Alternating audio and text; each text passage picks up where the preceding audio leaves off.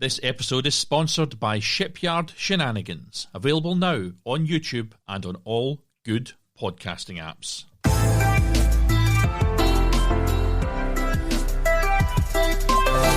Hello and welcome once again to Film Pro Productivity and Success, the podcast that helps film professionals and other creative people to live a more focused, effective and happy life. My name is Carter Ferguson and this is episode 61, talking anxiety, money worries and freelancing with David Thomas.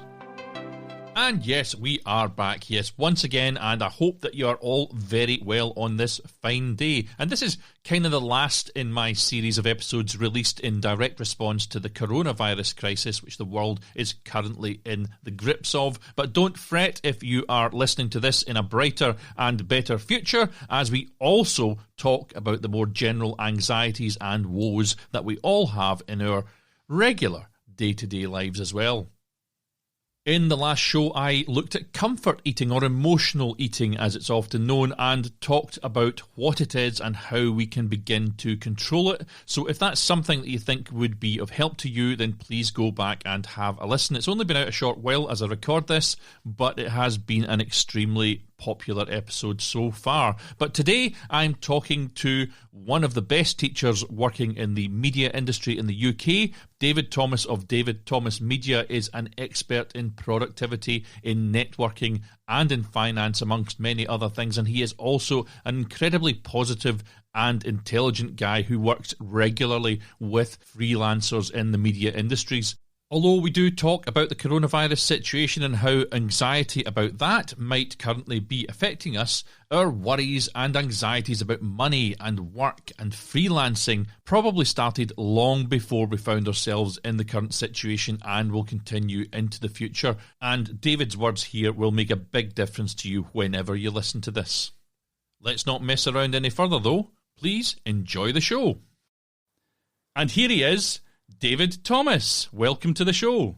Thank you so much, Carter. It's an honour to be here. No, it's an honour, mutual backslapping society, to have you on the show, and especially during this kind of crisis that we're all suffering. How are you getting on working from home? Well, I'm okay. I run a training business from home as normal. So what I'm actually missing at the moment is the room full of people, which is what I love working with. And I've met you in some of those rooms, where I've been working with a group, and I really enjoy working with groups of people. I enjoy the dynamic of people working together, and of course it's great bringing people together.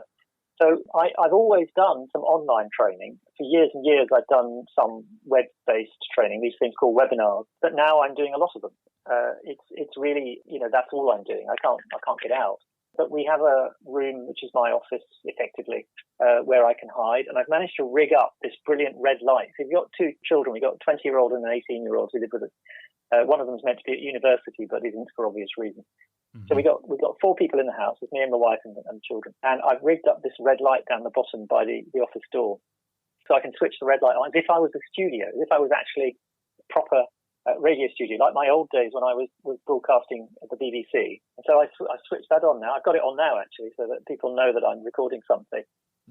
One of my daughters accused me of setting up a brothel upstairs because there's this red light which just glows all around the top of the house. It sounds a little bit silly, but it completely makes sense. The only thing that I have to do, and I have to remember to do it, and I'm pretty sure I've done it, I'm not even going to double check it, I have done it, is on my phone, which is what we're having this conversation on. I have to have it on Do Not Disturb, because if I don't, anything I set up here could be interrupted by incoming phone calls or texts or whatever. And I try to shut down the noises on my computer as well. That sometimes goes off. But it's interesting what you're saying there, because it's kind of the same thing I've faced with this show, in that I've had to pivot, kind of swivel and change. I had planned to release this season 2.5 weeks from when we're recording it, middle of April, but I yanked it forward because I realised that I had to do something in response to the crisis. I was really beginning to feel for people. That adaptability, is that productivity thing, do you think? It can be, but I actually have to concentrate on not rushing to things, but thinking them through before I do things.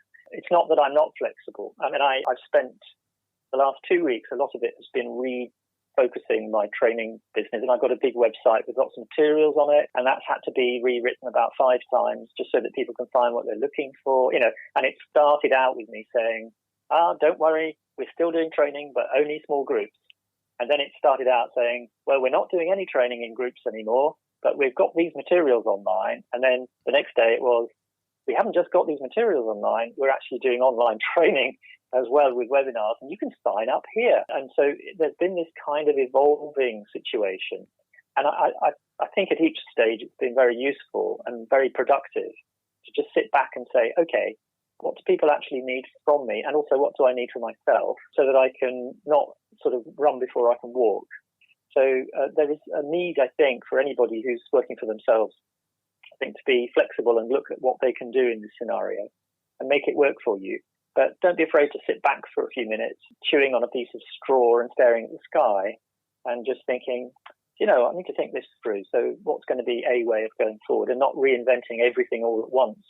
I think that's the kind of thing that works best for me.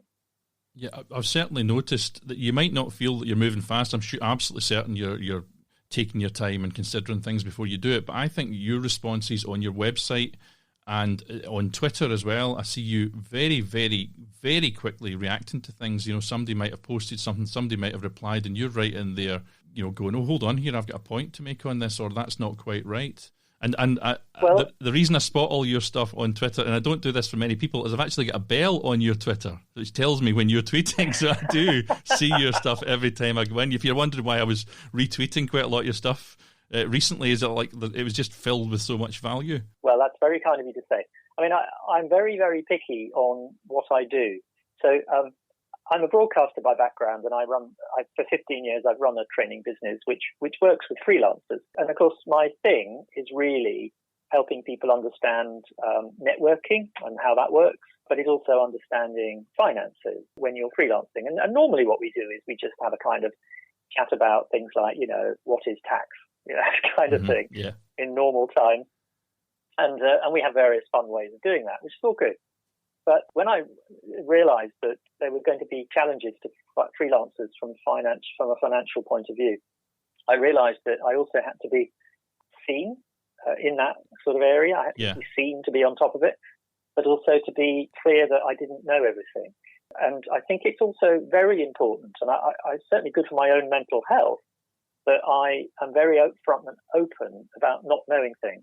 So when people typed in questions, I had loads of emails recently after a webinar yesterday night and also this morning with people asking me specific questions.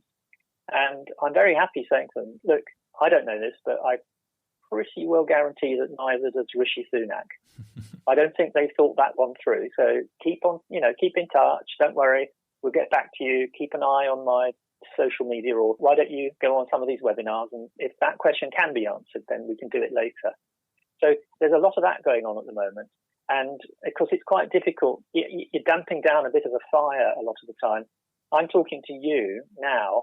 We're recording this the day after the Chancellor came up with what he called a self-employment income support scheme. That's the phrase he used. Yeah. And we have people typing in questions to me sort of saying, oh my God, I'm running out of money and I don't know what to do. And I'm having to say, well, there are things you can do.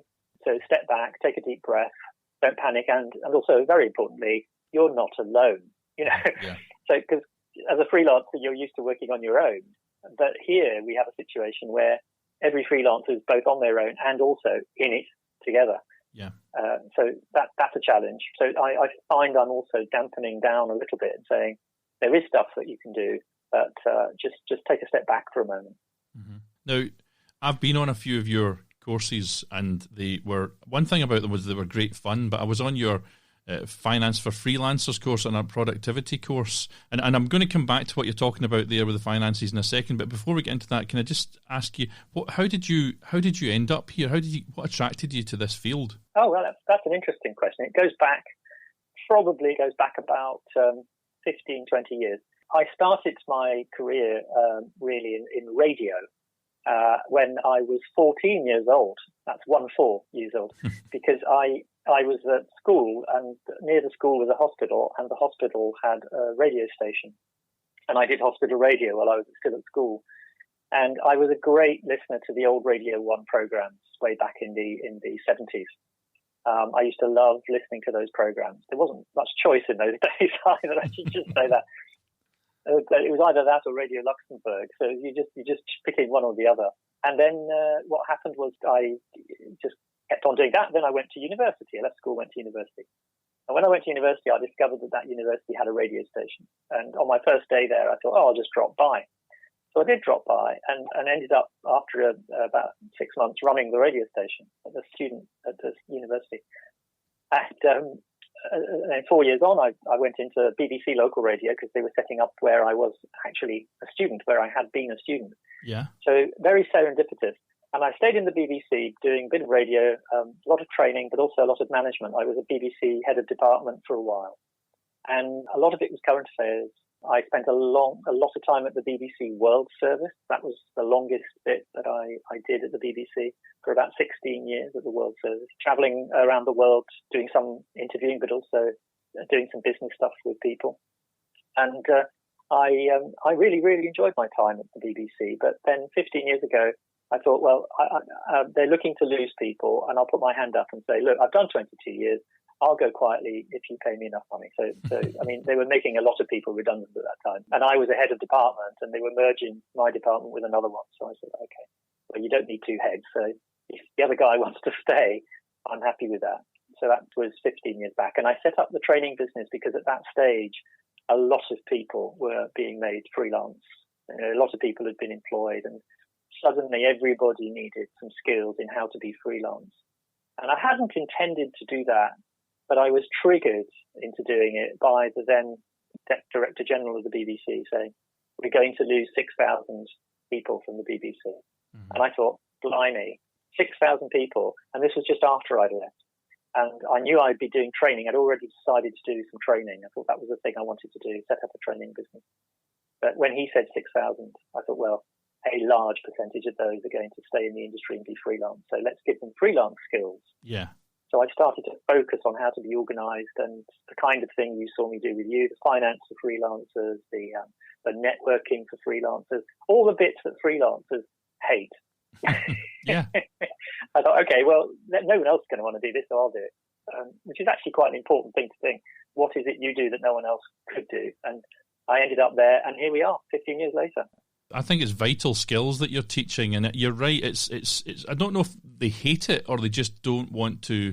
Freelancers just don't want to face up to it. Things like dealing with finance or business skills or marketing themselves. These seem to be things that are just not interesting enough for a lot of creatives who really just want to be making. Well, I'm talking about creatives. Obviously, you work a little bit broader than that, but I've met you on the Big Two courses. But do you find that yourself, that creative people just don't have an interest in these things, or do they find an interest when you're working with them? My aim is really to help them feel more relaxed with those things, because a lot of the problem is that people have some image of what they mean. So, for example, with finance, well, that means tax. Sometimes people think, and okay, I don't really know how tax works, so I don't know how finance works. And also it's spreadsheets, and I hate spreadsheets. So people are often, they've got this block on it, and some people, it's because they're not very good with numbers. A lot of the people I work with, and I do mainly work with creative freelancers, whether they're actors or camera people or production staff or, whoever it is. And of course, if you were really, really good at spreadsheets and you really loved all that stuff, you would have become an accountant. True. Whereas you're not. You're on the production team. That's what you do.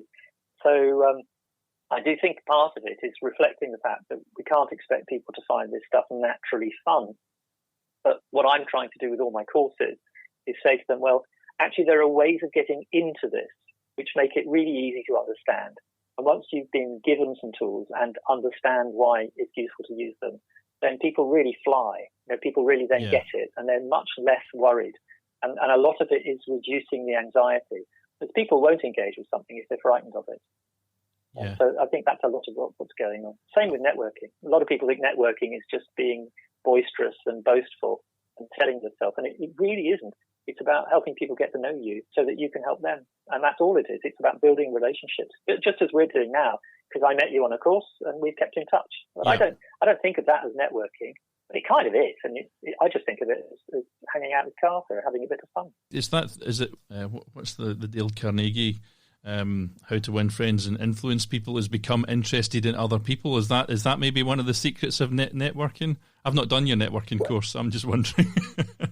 Yeah, no, well, I'll give it to you for free. Yeah, yeah, definitely. It is that. It's not about what you project. It's not about talking about yourself, in other words. Yeah. It's not about that. It's about listening really well, because no one will give you work if you haven't helped them to understand that you can really help them and make their world a joyous place. If someone is looking for work, you realize you've got some really good skills. All you need to do is to listen carefully to find the people who would appreciate those skills and can quickly understand what it is you can offer. And there are ways of doing that where it doesn't feel boastful. You can kind of lay out your stall in a way which is clear, but is not pushy. Yeah. And that's a much, much better way of doing it. And that's what we concentrate on in the networking courses. Of course, all my networking courses have been cancelled at the moment because we're not allowed out. Yeah. So I'm concentrating on the online networking. Yeah. And I like to think that while we're all kind of locked down because of coronavirus, I'd like to think that all over the country, there's all these freelancers who are going to end up in a few months' time with a really fantastic online profile, which is going to be really clear, to the point, succinct, and doesn't actually just talk about themselves, but offers help and understands how that help can be reached. I think that's a really good way of using up your time while you're on lockdown. Mm-hmm. I mean, the very first thing that I did in response to this, I was trying to postpone season 4 and not release it, but I released a quick kind of off the cuff episode where I suggested 5 things that people should be doing with their time right now, because I think there's nothing worse for freelancers if they just sit and do nothing or are so frightened they can't move that, whatever 3 weeks or 5 weeks or 2 months, whatever down the line, if they turn around and realise they've sat doing nothing for that amount of time, they're really going to have a lot of regrets. I think so. And I think also, this coronavirus thing, I know it feels, because I'm talking to you now, and it feels very, very of the moment. We're being told that the peak is about to come and all that stuff. Mm-hmm. So you can get in the frame of mind of thinking that this is bad, but it's going to get worse. But actually, even if that were true, it's not forever. This is not forever. And so I think there will come a point that, in about 6 months to a year, maybe to 2 years' time, when you go and talk to someone about working, or maybe in a job interview even, it's going to be some people that ask the question, so what did you do during the lockdown? What did you do with your time? Everybody's on lockdown, so we know that there's this sort of gap of a few months. But the question then arises, okay, well, what did you do with it? Can you demonstrate that you're creative, and did you make the most of the time to be creative even when you were in lockdown? Yeah. And I think that's a really helpful way of thinking of it. It's an opportunity to make the most of the time, but bear in mind that this is only part of a long continuum, and your life will end up somewhere else in a few years' time, or even in 6 months' time. Yeah, couldn't agree more. Well, today we're talking about, I'm sure it's going to be a number of things, but specifically about anxiety, which I look at as a fear of the unknown. How would you describe it? I do think it's a lot of that, and I think certainly when you mentioned about even finances earlier on, I think when we talk about finance, a lot of it is, I just don't know what's going to happen with the money coming in. And I understand a lot of people are worried about that. There's a lot of anxiety around because of that. But my view is that you don't start there. What you do is you start with where you can take control. Anxiety is about uncertainty, as you say, and not knowing. But you have to stop and ask yourself, okay, so what do I know? And I have a kind of a 3-point plan to try and reduce anxiety at the moment. And the first one is just assess your own situation. Just think about, what have you got? And perhaps even how much do you actually spend on food? Have you ever worked that out? So rather than saying, I have no money coming in, actually ask yourself, okay, well, let's just put that to one side and just say, what do we know? What do we actually know? And you can know a lot about yourself, which can start to make you feel a little more grounded. I mean, even knowing that nobody knows can be quite grounded, can't it? Yeah.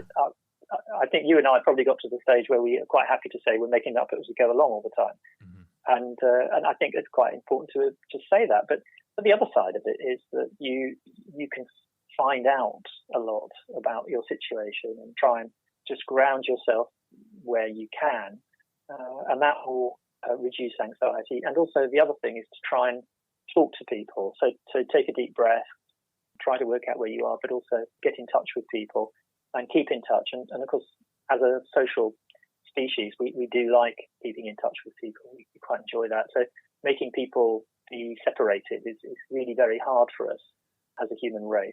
And thank goodness this happened now and not 10 years ago, when people did not have things like smartphones and fans and all those things. I think that's going to be a massive help. I mean, I don't know about you. I've got relatives, I've got parents who are now in their 80s, and they are not allowed out.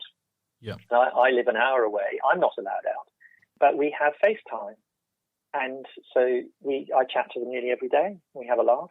You know, they've got a garden. They can walk around, but they are stuck at home, and that would have been really hard 10 years ago to have no way of feeling close to them. But I think we're in a better place now to do that. So try to keep in touch. I think that's a big one. Just talk to your friends. Well, I don't know about you, but I've had a lot of people suddenly appear. I had a phone call the other day from a friend in Germany I hadn't seen for 3 years. And he just said, we were worried about you because we saw some pictures on the news in Germany about, food shelves empty. And are you all right? And I said, yeah, I live in Tunbridge Wells in Kent. Masses of food in the local grocery store. Yeah. I don't know what the press is reporting abroad. I got similar messages from Hong Kong saying, do you need us to send you food? And I was like, what? It's not that bad. They were quite serious, though. No, it's not surprising. Well, a journalist, of course. I'm a journalist by training. Journalists have a lot to answer for. Well, the impression that given out sometimes is all skewed, isn't it? One of the things I did say on that, I did an episode, it was probably a week or so ago since before this goes out, but was don't read the news. It's not going to help you, and at least choose the parts of the news that you're going to read, the sources. So I have a rule to myself that I don't read the comments. So if I use Twitter, I'm one of those people who uses Twitter for work, and you know that. I don't use it in my personal life really, but I do use it for keeping in touch with things to do with my work. And but I don't. I make a point of not going below the line and reading comments. If you're reading something that someone has tweeted because they're an expert, the last thing you need is all the idiots underneath who think they're an expert that aren't. And there's millions of them that are coming out of the woodwork. Actually, some of the ones that I've seen online, I thought were, and I'm thinking about one specifically I sent to me yesterday. I thought it was a joke. I honestly thought this guy's done this as a joke. This is ridiculous, and it wasn't a joke. Yeah. The guy was completely dead up serious, trying to give advice on how to handle coronavirus. He's not got a clue. The guy, he's an extra. He's got no background in science or anything like that. He put out this short video going, "This is ridiculous, isn't it?" Because of course, it's not like we haven't got anybody advising us who does know what they're talking about. We already have people doing that. You know where to turn if you need advice. You don't need it some fly-by-night. And actually, at the moment, now that we're in lockdown here in the UK, the anxiety is maybe slightly less in some ways, in that we kind of know where we stand. Just to go back briefly as well, I'm in a slightly better position in regard to my parents, only in the sense that, in a negative sense, that I lost my parents quite recently. But I'm very, very much aware, and I've spoken to my brothers about this, that not having that worry is actually helping me a little bit. But I'm very, very much aware that other people have that worry on top of the situation as it is at the moment. And I think that's quite normal. And we all find the areas that make us worry. Obviously about a week ago, everybody had found their area was bog roll. So suddenly people didn't have this, enough loo paper for some mad reason. And that wasn't something I was worried about. No. And I think, and obviously what was happening there, and I think everybody has to be aware of this when they're feeling anxious, is that the anxiety creeps out in really weird ways. So you start to fixate on things. Your brain is constantly looking for things to make you feel safe. And for these people, the thing that made them feel safe was that they were being really clever by buying too much bog roll. So the loo roll was running out for everybody else, but they felt safe. And I kind of don't blame them. I don't think it was a particularly rationally thought through thing.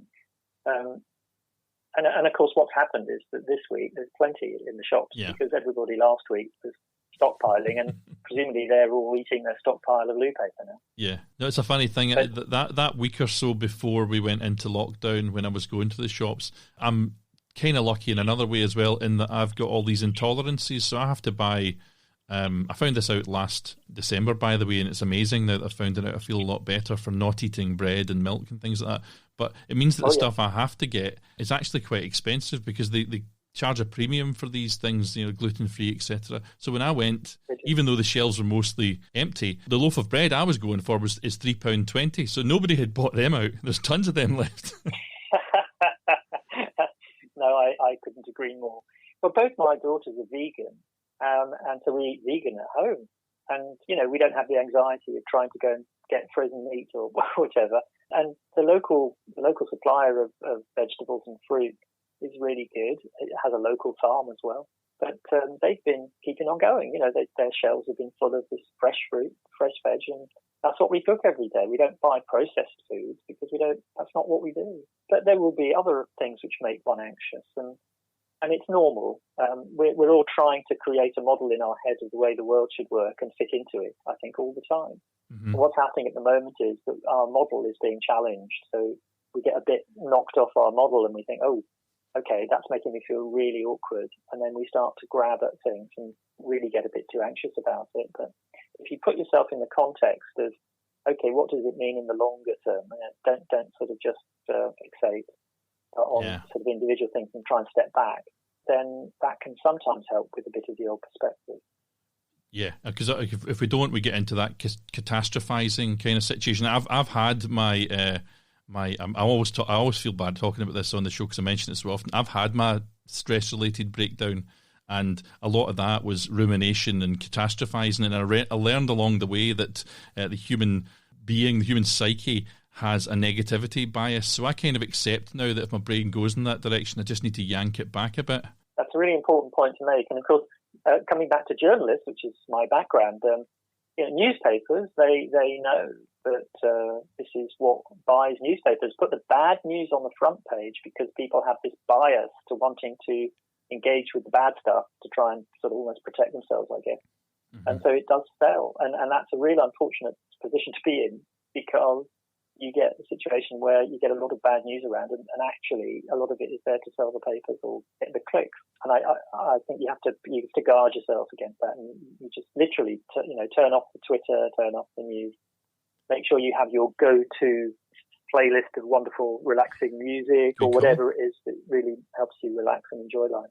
Yeah, I mean, I talked about that in the episode, which will be last week when this one goes out, but information overload is definitely a problem. And I think one of the things that I have is that fear of missing out, the FOMO, that when I look at my phone in the morning, which I shouldn't even do, I need to get myself under control and only look at it at certain times, but I did find myself again this morning reading some sources of information which I know are unreliable, but just because I was like, I wonder if something else has happened. And this is the day, by the way, that we found out that Boris Johnson has got coronavirus, mildly apparently.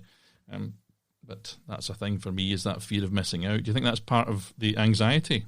I think you have to wean yourself off it a bit, but it's a habit, partly. And of course, we know that there have been these sort of tests of people, they feel more comfortable when they're looking at their phone because they don't want to miss out on something. It's because we're social animals, I guess. I don't know. Mm-hmm. I'm no expert on that. But I think you can wean yourself off it. You can set yourself some places which are safe. For example, we won't have any mobile devices upstairs in the bedroom here. Yeah. That's rule number one. So when you're waking up in the morning, you've got nothing like a phone. There you've just got an old-fashioned alarm clock and the radio, and that's it. But there's lots of different ways you can sort of shut yourself off. But you do have to actively, I think, create space for yourself, because otherwise you can get bogged down really quickly. Yeah, I do leave my phone in the other room. I went out and bought, at some expense, your actual Kindle as opposed to using the app in the the tablet that I've got, just so that I couldn't be tempted to go and look at things late at night. So when I go to my bed at night, I only read my book, and my phone's in another room. It's what I've found myself falling into the trap of, is that when I go to switch the alarm off in the morning, I tend to wander back to my bed and sit, doing Twitter or whatever for half an hour or whatever. But you're right, I need to kind of retrain myself to not do that, because I didn't do that for a long time. Yeah, I think it's a habit, and you do need to guard yourself against it. Buying a Kindle instead of using the Kindle app, by the way, is a brilliant idea. I think that's a great idea. I mean, I'm still working my way through books, so actual physical ones. We have a very good bookshop not far from here, which helps. But that's great, because you can't get alerts on your book. You know what I mean? Yeah, exactly. Just turn the page and you're good. Exactly. But the other thing I think there is to just say to yourself, you've got safe places and spaces that you will not be interrupted, and be really happy with that. Don't feel guilty about having space for yourself and your thoughts. And things like meditation are really great for that sort of thing as well, for reducing anxiety. Yeah. But there are different ways of doing that. And so this way that works for you, that's the trick, I think. Now, we were talking earlier about, or you were talking, but I wanted the listener to know a little bit more about you first, but we were talking about finance and the current situation, and that's got to be a stress factor for anxiety for freelancers right now. But you, as I say, are completely across it. Your website's across it. You're on it. You're responding on Twitter as well. Can you talk a little bit about that and where we are at the moment? Yeah. So first of all, not only is every freelancer challenged by this, I think, but also so is most of the planet. So I think we've got a lot of people all over the planet who are feeling anxious about this. So we're not alone. That's important to remember. But the other thing is, once you've done the assessing of where you are, which I mentioned a few minutes ago, I think it's also important then to just have a think about what support there is out there, and to just sort of look at it in a less stressful kind of way, and just think of it as a bit of a planning activity that you're doing. And a lot of people are very good at doing that kind of planning and that professional approach when they work. And then they feel they're less good at it when they do it for themselves. But I think here is a time when you've really got to be businesslike about yourself. And then you've got to look at, where's the support going to come from if you need it. And there are a number of places which are going to be there to help freelancers. I mean, the government has moved really fast. I mean, I know that there are problems with some of the support schemes, but they don't include certain people at the moment. And so people are worried about that. But there's an awful lot of work being done in the tax office and in the Treasury. And honestly, in my years of keeping across all this sort of tax stuff and finance stuff generally for freelancers, I have never seen anything happen so quickly. What they are setting up and the speed they're doing it at is quite extraordinary. And I think even beats hands down what they did in 2008. When there was the other crisis, which you and I might remember going back a bit. But I think what they're doing now is just amazing. Now, having said that, you need to look at the way that those schemes which are there are set up, and you need to realise that some of them will work for you, but some of them might not. And if you're a little unsure, first thing to do is to try and look through the criteria that are set out on the government's websites. And obviously my own website tries to do some of that at the same time. So that's quite a useful sort of thing to do. But then to look for, so you've got your first line of possible support, which might be one of the schemes that's been introduced, like the self-employed scheme that came up yesterday, a day before we were doing this recording. And you look to see whether that's for you. And if you are a sole trader, if you're registered as a sole trader, then that one's aimed at you. But it may not help you if you've not been working as a sole trader for more, if you've only been working a year, this may not help you. Yeah. So you think, okay, well, that may or may not be true, but let's then look at the next stage. And there are a number of different stages you go through. At the bottom of this, you've always got things like universal credit and employment and support allowance if you actually get the coronavirus or are having to self-isolate if you're in a permanent job. So there are a number of things you look at stage by stage. What's interesting is I think people often have an anxiety or a level of guilt about going for benefits. Yeah. And one of the things that I have to say is the reason that things like universal credit are there is precisely to help you if you are in need. You can argue about whether they're set up properly, or you can argue about whether they're generous enough, which they're not, but they are there for precisely the purpose of helping you, because you have paid your taxes at various points in the past. You've put into the system, this is the time you take out. And don't feel bad about that. I've done it in the past, There's been a couple of occasions where I've had to go on benefits for particular reasons. And this never used to be a problem when I was younger. It was a thing which you did when you needed to. But in the last 10 years, we've been sort of told that's an evil thing. And it's not. It's not at all. It's actually what you're supposed to do. So look into those as well. And that will help to alleviate some of the anxiety.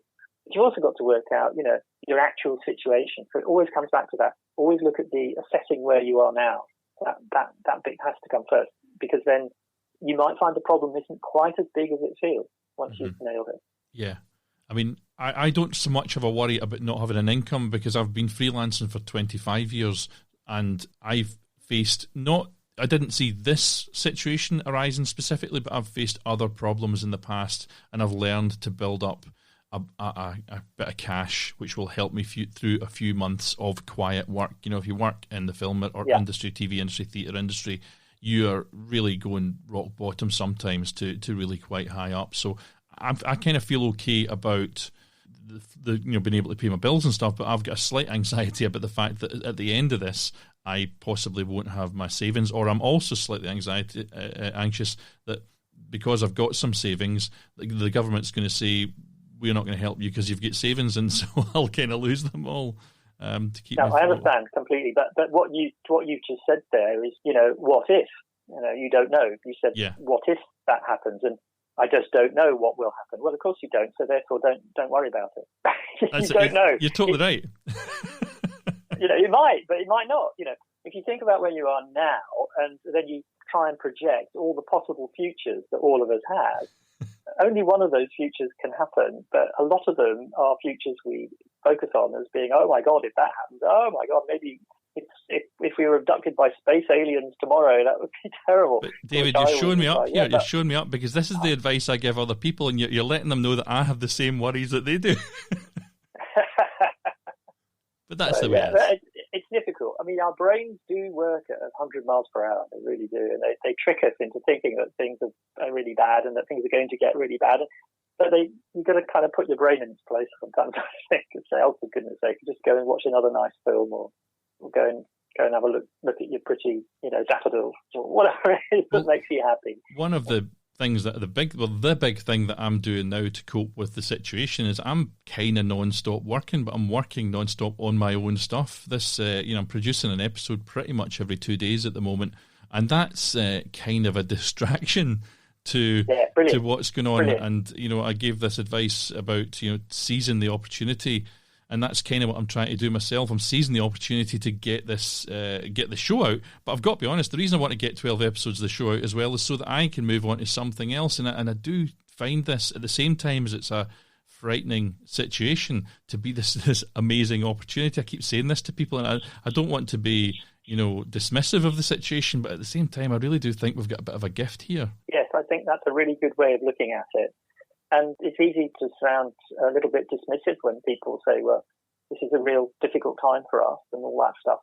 And of course, it is quite difficult. Let's be honest, for some people, it's a really, really tricky time just as they try and renegotiate things. But it is also an opportunity to do things differently. I mean, I'm really interested to see how generally in the country, how we end up doing things differently as a result of what we're all experiencing now. Mm-hmm. I think for my daughters who are 18 and 20, I think this is going to be a defining period of months, because they will probably not really experience anything like this ever again, but also no one that has already experienced anything like this.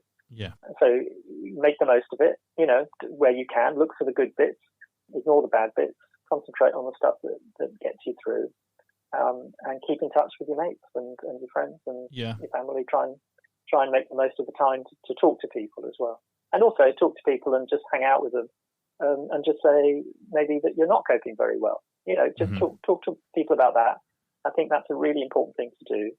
I took part in a discussion online with some friends I haven't seen for a year or so about how are we coping? And one of the people said, well, I'm an advisor. I advise businesses on how to run themselves and how the leaders should behave. That's my job, he said. And he said, I literally don't know what to say to people now. This has happened so quickly. I'm not sure even what words to use when I'm trying to give people advice on how to run their companies. And I said, well, thank you for saying that, because I feel all at sea as well. Mm-hmm. so just knowing that and talking to people about it, I think can really, really help. And so we're obviously talking quite a lot here about the anxieties we've got right in this moment, but this show will be online for a considerable time after this. What sort of day-to-day anxieties do you find when you're, out and about doing your presenting your training? That's the word I was looking for. Yeah. So, me personally, some of it is I enjoy my work a lot, and I can overdo it because I enjoy it a lot. So I don't have an anxiety about it. I don't really do anxiety where I can avoid it. I can see it coming and tend to sort of sidestep it. But I'm very, very keen on not overfilling the diary with too much and allowing myself the time to relax. I'm quite keen on that. I've noticed for me that works very well. It's self-care, really. That's what it is. And I've also noticed that as I get older, I notice that I have less energy to do quite as much. So I'm just turned 60, so I'm going to be working for probably another 10 years, easy. But I've got less energy than I did when I was 46 when I started this business. Don't we know it? I feel the same. I feel the same way. But I still enjoy it so much that I can push myself without realising. Well, and that's been a bit of a danger this week because I've been rejigging so much and having to get on top of so much. But and also I haven't had the need to go and cook because we're all of us here, and my children are a bit bored, and they've said, "Oh, we'll do the cooking and we'll go and do the shopping." So my wife and I are free to do other things, but it means that I haven't had that need to stop working and go and buy the food and all that. And I've realised that's a problem. I really need to control that, and I need to put a timer on how long I spend doing the work stuff, even though it's so important, because I'll be better at my work if I do take that break. You mentioned something earlier on as well, just that I noticed from doing the courses with you, and that was fun. And this is possibly what you're talking about here, why you can maybe do more than is good for you. Is fun a thing you consciously try to bring to what you do? Yeah, I think when I look back on my work life, I think there's plenty of opportunities that I've had to perhaps have a bit more fun and be more relaxed. And actually, I've tended to go in the opposite direction. I don't know quite why, but I've been a bit up myself. Some people thought that I was quite unapproachable when I was managing teams, and I think I was a bit too on edge about it probably. But now that I'm older, you get to the stage in life again where you think, well, I don't care what people think of me anymore. Mm-hmm. And one of the things that I really like is the idea of enjoying learning new things about boring subjects. I really like that. There's something about learning new little facts. There was a point a few years ago where I realized I had become a VAT trivia junkie. But this thing called VAT, which nobody really understands how it works, actually it's quite interesting. It's really sad, this, isn't it? And having to talk to freelancers about how VAT works can be fun.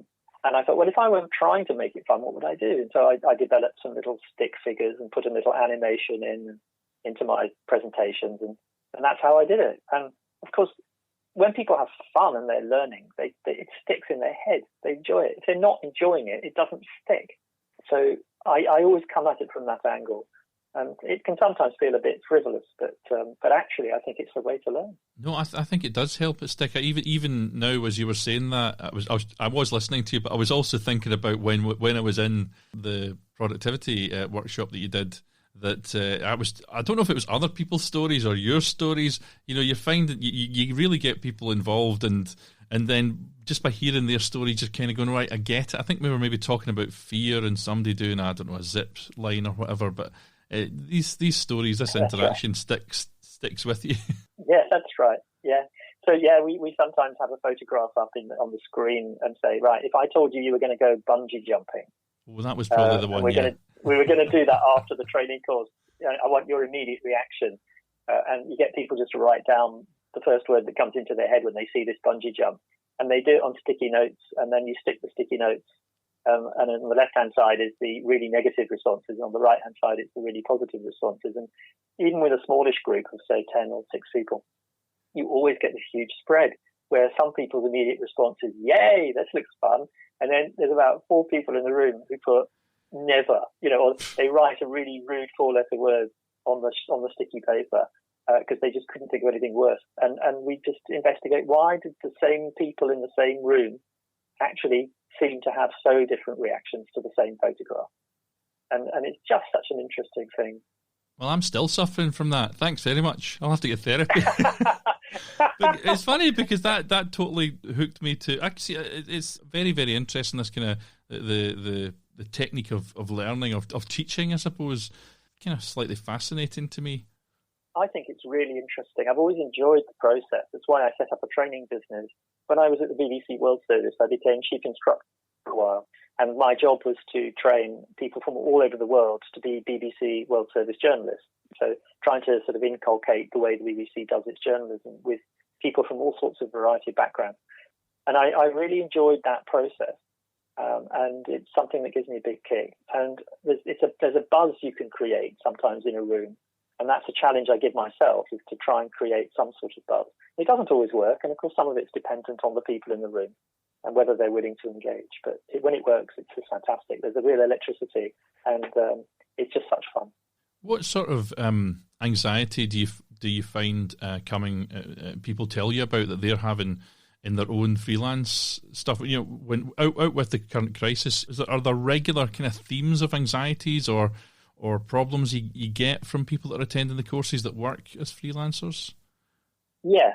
One of them is to do with networking. It's about they fear that people will judge them, and they fear that they don't want to be exposed by networking, either in a room or even online. And so that's one fear that comes up a lot. And what we deal with that by talking about the fact that people will always judge you. You've got to just accept that everybody makes their mind up about you, but they're not doing it maliciously. They just have to have something to go on. So we talk about techniques of how you can give them something to go on, which is both honest and true, but is something you feel safe to share. So they get to know you, but they get to know you in a professional context, not in a personal context. Mm-hmm. So we talk a lot about how you can take control of the anxiety by controlling how much you're giving out. So that's on the networking side. On the finance side, the thing that comes up over and over and over is people are worried about going to prison because they get their tax return wrong. It comes up all the time. And of course, you're really not going to go to prison if you get your tax return slightly wrong. Obviously, if you are fraudulent and you set out to be fraudulent, you probably get banged up, and quite right too. But most people, it's just an anxiety because they don't understand how tax works and they don't understand the process. And so they just feel confronted by it. So again, getting rid of that anxiety is part of the fun of the finance courses, where you kind of work things through very, very slowly, and take people at the pace they can cope with. And then by the end, they're an expert on tax, national insurance, and even VAT trivia. Mm-hmm. I used to have a fear. Just it was. I don't know if it was boring to me or it was just I had a complete shut off about it. But I was so worried about getting the tax wrong that I was paying accountants money to do stuff which really I could have done myself, which to be honest I did do myself. I handed it to them to deal with the government because I was so frightened of it. And also they would trick me by saying, well, you should really buy your additional insurance and stuff like that too, because if you get investigated it's going to break you, it could cost this much money. And then I would find myself given loads more money, and it was at times when I really wasn't making very much money at all, but I was kind of getting robbed by these accountants. Yeah, and I don't think accountants are always to blame. I mean, I know exactly what you mean, because it's a bit of a comfort blanket. Yeah. I've actually always had an accountant, but right back from when I started, I had an accountant, and that's because I'm not an accountant. I actually need somebody who's on top of all the rule changes and things to be there. Mm-hmm. But we have a way of working together where I kind of know what I'd like to do, and then there's stuff which I'm happy to pay them for, but no more than that. And that's a conversation which I think is really important to have with an accountant, because they can be there in the background and make you feel less anxious, which is Yeah. fantastic. I mean, that's worth paying for, isn't it? Absolutely. Having them make you feel less anxious. But you don't want to pay them unnecessarily for things that you could or should be doing yourself. So that's what we do in that course, is to say, okay, how can you meet an accountant halfway? And we talk about that whole process too. And people visibly relax in the room. It's great. I love that moment where people come in looking a bit stressed, and you can see the stress just fall away as we talk about how to talk to an accountant, things like that. I do remember, I won't name her obviously, because somebody came to the finance course. It was a friend of mine, and you got her. The worry, you could just see it lifting off her. But when she walked in the door, she thought she was going to prison. She was in trouble. She got involved in a big feature film, I think, at the same time she was doing like Outland or something like this. And her and her staff, ended up getting a lot of work, and she jumped past the VAT, whatever it is, marker and the threshold, yes, threshold, yeah, and okay. she was breathing a lot easier when she left than when she came in. Well, this is important, isn't it? And it's getting it in perspective again and realising that there is a system, and that if you know how the system operates, you'll realise that it's not as bad as you feared. And again, it's that fear of the unknown thing, isn't it? Yeah. Well, I think we'll kind of leave it there for just now. We've covered a hell of a lot of stuff, and I'm looking forward to editing this one. You were saying a lot of interesting things as well. But just for just now, how can people get in touch with you, David? Well, I'm always pleased when people get in touch, and the quickest and simplest way of doing it is just to go to the website davidthomasmedia.com. So David Thomas Media is all one word, and it's just .com, and you'll find, particularly for those if anybody's listening to this and they're listening to it and they're still in that sort of coronavirus, not sure where the money's going to come from stage, do have a look at the list of support bodies who will give both financial support in some circumstances, but crucially, really crucially, will give emotional support. And I've listed some of those people. There's, for example, there's a brilliant charity called the Film and TV Charity. It's been going for years and years and years, decades and decades and decades. And fortunately, in recent years, it's actually rejigged itself. Anybody who's worked recently on a production will know about it, because they managed to get their name put at the top of a lot of call sheets, which is a really clever technique. But it's been there for just donkey's years, and now it's focusing on mental health. And they're also trying to develop a fund which can help for dire emergencies, really dire emergencies financially as well. So I've listed them and a few other places where you might be able to get some support, either emotional support or financial support. And I've also included all the government schemes and a bit of an explanation about. It's a bit of a work in progress, but it's getting there. And by the time you hear this, if that's of use to you, then you can find it by clicking on the free stuff section. It's very obvious where to click. You'll see when you get there. So just go to davidthomasmedia.com and you'll find what you need, I hope. And if it's not there, then just get in touch with me. All my contact details are on the website. And you can follow me on Twitter. As I've got a sort of corporate Twitter account, which I use just to sort of advertise more kind of training stuff that's coming up. But I've also got my own, which does that and a lot more. And I'm on Twitter at David Owen Thomas. So David Owen, as in O-W-E-N, Thomas. And that's all one word as well. So there's all sorts of ways you can keep in touch. And I do LinkedIn and I do a bit of the old Facebook as well. So whatever works for you. That's great. And I'll put all those links to your social media, but also specifically to your website, where it's really where we want to get people going onto the show notes. If you didn't manage to get that down, this is the thing, David. When I did a pre-show chat with you the other day, I was driving, and I'm quite often driving or walking the dog when I'm listening to a podcast, and I'm like, I must remember it. But don't worry, folks. These links will be in the show notes, and you'll be able to get all of them there. Just one question I actually meant to ask you earlier is: do you work on your own, or have you got a team of people? How? The reason I'm asking is I'm trying to delegate more. I'm trying to get more done by working with people, but I'm not really doing very well at it. Have you got any advice for me? That. Yeah, I think actually the stage of not doing things yourself and getting others to do it is something which in itself is a job. I mean, just getting it through that stage is a job. Mm-hmm. And it takes quite a lot of time and a bit of trust on both sides and all sorts of stuff.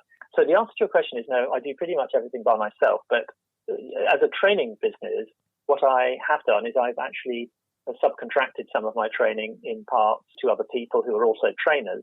But that's as far as I've gone. When I started 15 years ago, I thought maybe I would end up running a business with other employees doing a lot of the work or behind-the-scenes stuff. In actual fact, I used to manage people as employees at the BBC. And I realized when I left that I didn't miss that, that whole kind of organizational stuff of managing other people. So I do it all myself. But I buy in expertise where I need it. So I will turn to people and say, could you write that or could you do this? Mm-hmm. And I'm very happy to throw money in their direction if it frees up time for me. But most of it I enjoy doing and I do it myself.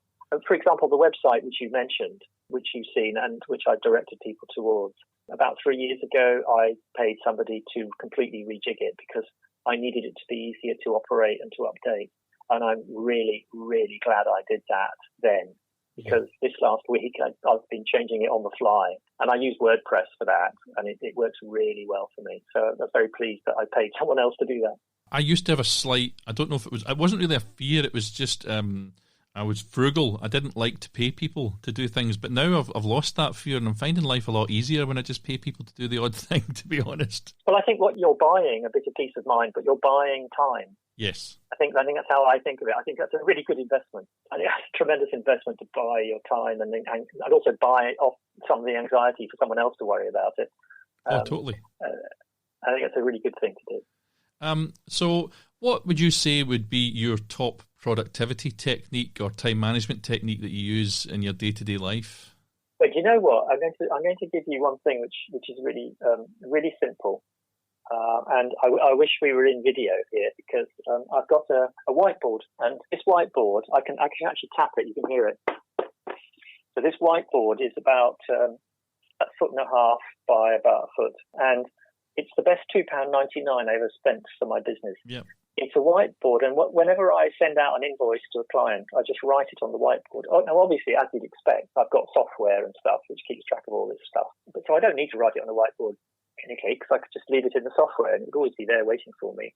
But I found it's much, much better for me to feel good about myself is to, whenever I do an invoice, to write it on the whiteboard in big letters. I do the invoice number, the name of the client, the amount they're going to pay me, and the date on the invoice. And I just do that in different, I just keep on doing it line by line by line on this whiteboard. And it's not even fixed to the wall. You talk about whiteboards, you think of something fixed to the wall. This isn't fixed to the wall. It's just in my hands now. I just picked it up. And it leans against the wall. And it stares at me. So I can spot, first of all, who are these lovely people who are throwing me money? That's great. But also, it says who hasn't paid you yet, and they should have done. And It's just there. And whenever they pay me, I put a line through it. And when I get to the bottom, I just rub it out and start again. And just fantastic. And it sounds so glib, but it's actually just, I couldn't live without this whiteboard. It's just so nice to have it there. You're preaching to the converted. I am a whiteboard junkie. Never mind a productivity junkie. I have more than one whiteboard, I have to admit. Although I do have one whiteboard, which was $12.99 actually. I think it's twice the size that you've got. Oh yes, everything's bigger. Well, my goodness, I'm talking to the right guy here. We need to compare whiteboards and meet up. Yeah, well, do you know, I did a Skype chat with Ian O'Neill, who's a podcaster in Canada, and he looked at where I was sitting, and it just so happened the cupboard door which has got a mirror on it, was slightly open, and he's like, how many whiteboards have you got? And it just looked like behind me was just this wall of whiteboards. But if I could get a wall of whiteboards, I would certainly use them. In fact, I always wanted to make, what is it they call it, a lead magnet. I've not really promoted the show the way I'd like to because I'm so busy doing other things. But I nearly created a lead magnet book about productivity, and it was going to be called Whiteboarding. I love it. That's a book I would read. Absolutely, absolutely. Now, is there anything else you'd like to share with the audience? No, just to say, I'm thinking of you all, wherever you are, and this too shall pass, as they say. I hope that I get to meet some of the people who might be listening to me now. I hope we get to meet one day on courses, wherever you are. It would be great to meet up, and if it was on this podcast that you heard me, then do come up and say where you heard me, and we can all raise a glass or whatever to Carter. Hey, Carter? Sounds good to me. David Thomas, thank you very much. It's been a real pleasure.